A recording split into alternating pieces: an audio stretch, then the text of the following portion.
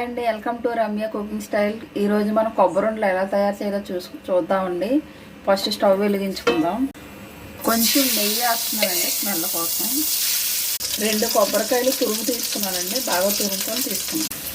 అది 1 కప్పు వచ్చింది కదండి, ఇది 1/2 కప్పు బెల్లం తీసుకున్నాను, అంటే 1/2 కేజీ. ఇప్పుడు దీన్ని కలుపుకుందామండి. ఇది మొత్తం బెల్లం అంతా కరిగే వరకు మనం అలా కలుపుతూ ఉండాలి, లేదంటే అడుగు పట్టేస్తుందండి. ఇదే దీనిలోని జిగురు పాకంలా వస్తుందన్నమాట. మొత్తం మగ్గినంత వరకు కలుపుదామండి. దీంట్లో కొద్దిగా వాటర్ వేస్తున్నానండి, ఎక్కువ కాదు, ఒక 2 స్పూన్లు అలాగా. దగ్గరగా అయిపోయిందండి. దగ్గరగా అయిపోయింది కాబట్టి ఇప్పుడు మనం దీంట్లో ఇప్పుడు కొంచెం ఇలాచీ వేసుకుందామండి, టేస్ట్ కోసం, అంతేనండి, ఇంకేం కాదు. ఇది కొంచెం దగ్గరికి అవనిద్దామండి.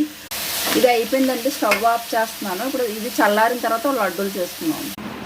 చల్లగా అయిపోయిందండి. ఇప్పుడు ఇలా మనం అన్ని లడ్డూల్లో చేసుకుందాం. చూసారు కదండి, టేస్టీ కోకోనట్ స్వీట్ రెడీ.